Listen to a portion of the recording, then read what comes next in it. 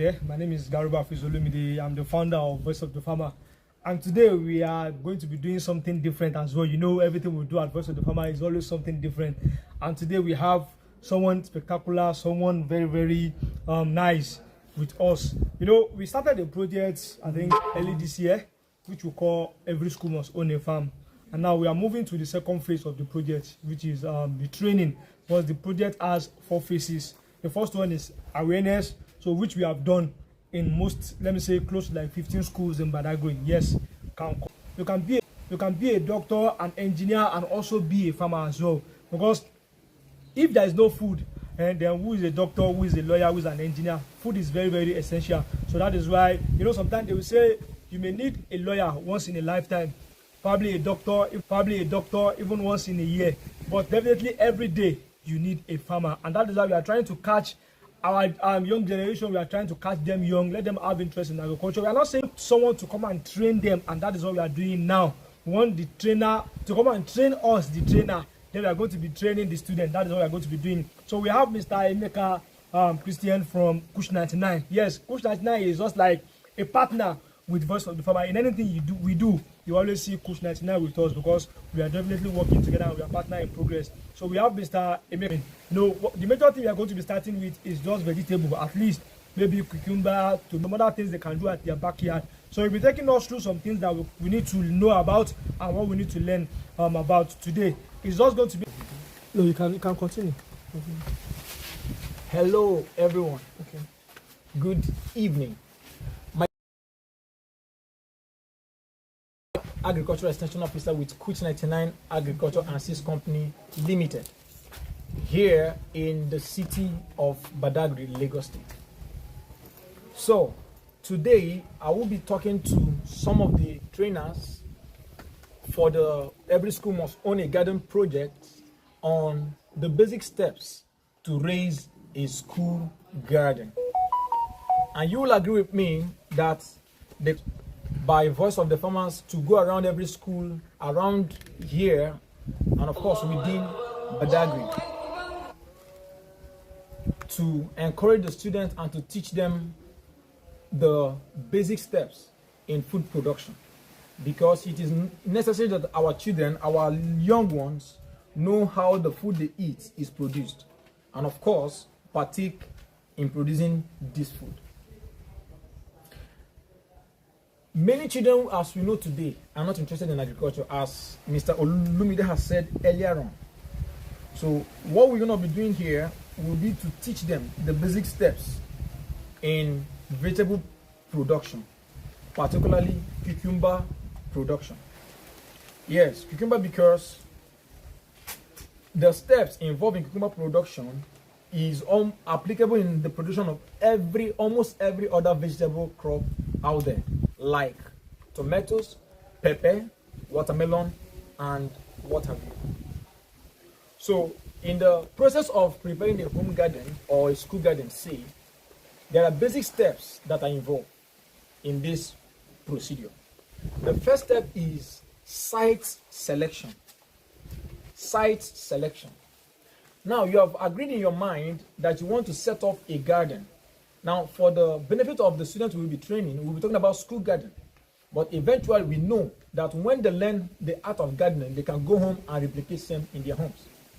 So when you've made up your mind that you want to set up a garden, whatever kind of garden, the next thing you do is you select where you want to plant this garden, or where you want to situate this garden.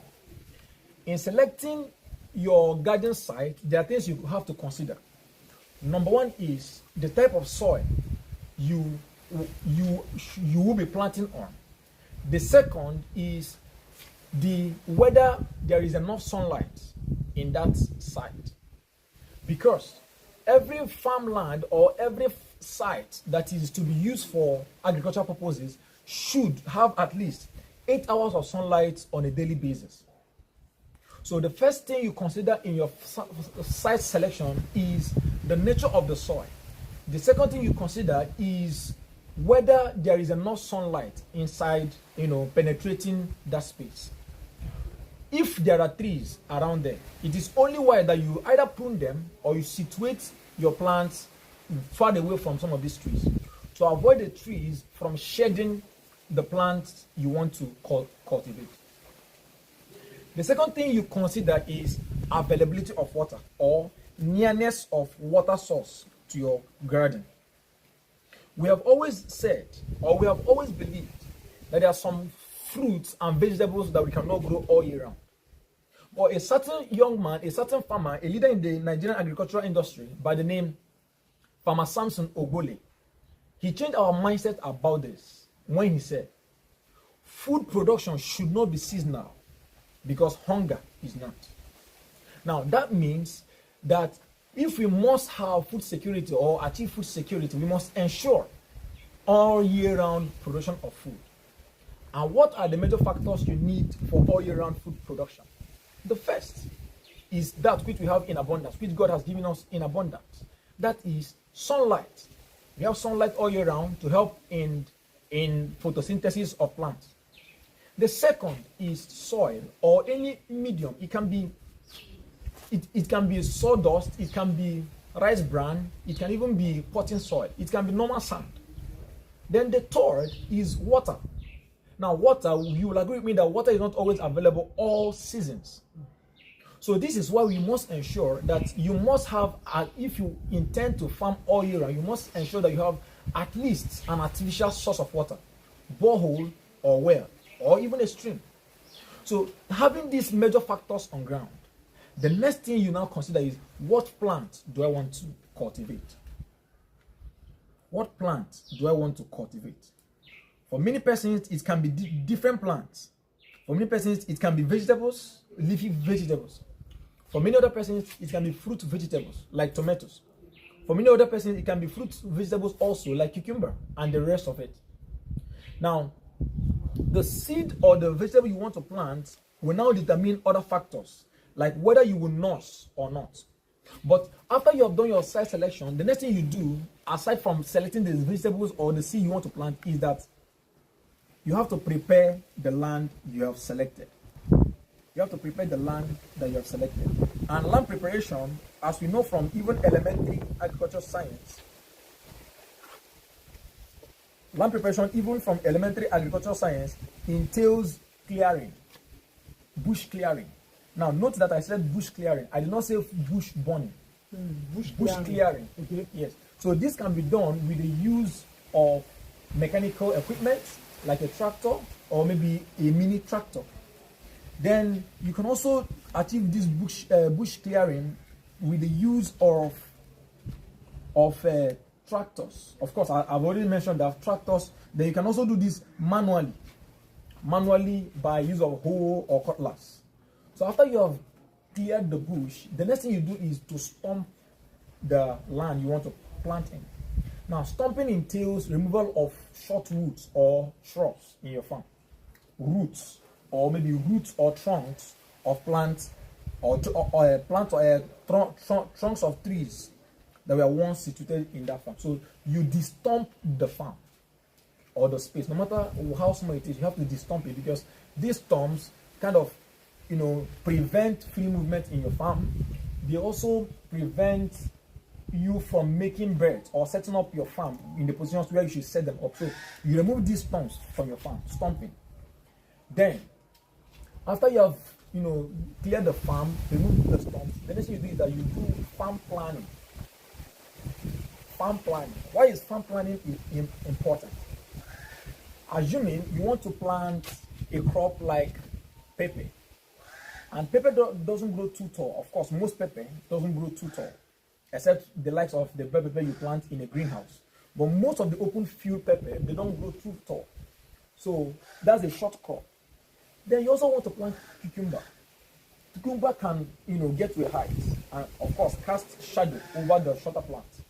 You also want to plant watermelon. You want to plant tomato. You want to plant all of these crops. So it is only wise that you plan your farm on a paper. Draw a plan. Okay, this is my space. This is the size of my space.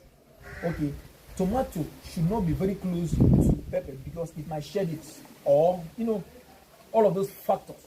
Cucumber should not be very close to pepper because it might grow too high and then shed the pepper. Watermelon should not be planted close to a walkway, else it will not allow for free movement. So you consider some of these things and say, okay, cucumber will stay here, this one will stay here. So the farm planning entails mapping out positions, mapping out locations of where you want to plant whatever you want to plant in your garden. So after you have mapped out the location of where your beds and your plants will be situated, the next thing you talk about is bed making. Now, before your bed making, you are supposed to map out your bed. Assuming you are planting on the bed, you have to map out your bed to ensure that they are straight. You use lines to measure out the beds, and ideally, we measure a vegetable bed to be 1 meter widthwise. Then it can be as long as lengthwise. 1 meter, 50 to 1 meter widthwise. Then the furrow between one bed and the other should be about 50 cm to 1 meter too. Okay. So this makes for ease of movement through your farm. Sorry, before you continue, because I'm very sure some of us don't really understand furrow, don't understand bed. Yeah. So I think you need to let us understand what is furrow, what is bed. Okay, so the furrow is the walkway or the space through which a farmer can walk between one bed and another. Okay. The furrow is that walkway that you see between a bed and another bed. And a bed is not the kind of bed we lie upon. Okay. This is, a raised platform made of soil and manure, mixture of soil and manure. You raise it to form a height where you can plant your seeds. Okay. And these beds it's necessary that they are raised, because when they are raised, they prevent the incidence of flooding. Even when it rains, it doesn't leach off the nutrients from the soil. It doesn't also wash off or cause erosion of the nutrients or the sand around the roots of the plants. Okay. Right. Now, leaching entails is the washing away of plant nutrients from the soil, or washing them deep into the soil. Okay. So when you've mapped out your bed, you now ensure that your beds are straight. Assuming you're planting on the ground. Reason is this: if your beds are not straight, it will affect the aesthetics or the outlook of your farm, the beauty of your farm. It will also affect the organization of your farm. It will affect many things. So for those of us who will be using drip irrigation system ideally works well on beds that are straightened very well, that are very much straight. They don't work on crooked beds, because the drip line will have to go straight, and you can't continue shifting it. It can't, go zigzag. It has to go straight. So that's why your bed has to be straight in that land preparation. And that also means that you have to use some kind of line to map it out and measure it out before you start, your bed making. Now, most times there are two types of application, because you talk about land preparation, you also talk about manure application. For some persons, before they begin to make that bed, they pour manure on the ground, right? In that mapped out position they want to situate their beds, they pour manure there. When they pour manure there, they now, mix it with the soil, kind of throw soil on top of it up to 30 cm high from the ground. So they pour manure within the path or that area they map out, and then they cover it with sand, forming their beds. For some other persons, it happens that after they make their beds, they don't, of course, before they make their bed, they don't put the manure. So after they make their beds, they now apply the manure per spot. So let me mention at this point that the planting spacing between one cucumber plant and the other is 30 cm to 50 cm widthwise and lengthwise. 30 cm widthwise and 30 cm lengthwise. 30 cm to 50 cm widthwise and 30 cm lengthwise. The reason for this is so that the plant will not be very crowded. They won't be crowded, because when they are crowded, they can be easily affected by plant diseases, because they will now form kind of a hedge that won't allow the flow of air. So when there's no flow of air, the plants are bound to be humid. The environment becomes humid, becomes crowded, such that some of these microorganisms can breed there and infect the plant. So that's why this spacing is very important. It is to make for plant aeration, for the flow of air within your plant. So for some farmers, they apply manure, or of course, when I talk about manure, I talk about organic manure, farmyard manure, for the sake of gardeners. One of the things gardening helps you do is that it helps you remove, it helps you in waste management, managing your kitchen waste, managing your household waste, some of those waste that can be decomposed, your kitchen waste, the leaves and all of those peels of onions and the rest of them, you can compost them and use them in your garden. So what you do is that when you have known where you're going to plant the 30 cm, if you have measured the 30 cm marks, you cannot open each hole. When you open each hole, you introduce, a liberal amount of manure into that hole. So you open up the soil and then pour enough manure. So you can use maybe half paint, what we call a derrick. It's not derrick. There's this, tomato cup. That big tomato cup, which is half of a painter bucket. Maybe something like that. You can use it and measure, or maybe half of it, the smaller part of it, right? Half of that big tomato pen. Half of it, you can introduce it into that hole and then mix it with sand. That becomes your planting. You do it for all the beds for the home gardener. That is for those who are planting on beds. If you are planting in buckets, let me at this point also mention that there are different types of soil. As we know, the first is loamy soil. The second is sandy soil. And we have one, of course, which is also loamy soil, but we call it sandy loamy soil. Sandy loamy soil is the best for planting, because sandy loamy soil does not hold water, unlike clay soil. It doesn't hold water, so it drains water. Of course, it doesn't drain water like sandy soil does, but it just drains water and retains just enough as the plant needs. So sandy loamy soil is the ideal soil for planting any vegetable or any crop at all. So if you are planting in sacks, one of the things you do is that you get your manure, you get your sandy loamy soil. So when you get this, and a note of caution here, you have to also sterilize your manure. This manure, organic matter, are brought out from a place, maybe an animal pen, where they have been for a long time. So you should have to expose them to sunlight for like a period of 12 hours. In case there are microorganisms that might be introduced into the soil, by the time they stay under the sunlight for 12 hours, they would have been sterilized. Some of those microorganisms would have maybe gone out of it. So you have to sterilize it and then mix with the soil in this proportion: 70% sand, 30% manure.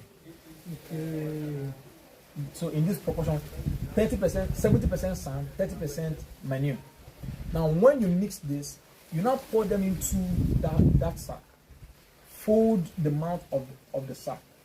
The next thing you do, which is a very necessary step to take, is that you puncture holes on that sack. Okay. Because you need to puncture holes on that sack, because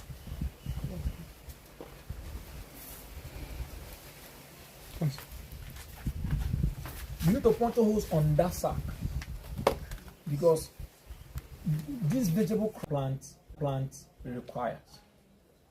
Okay. Now, if you are planting, say in a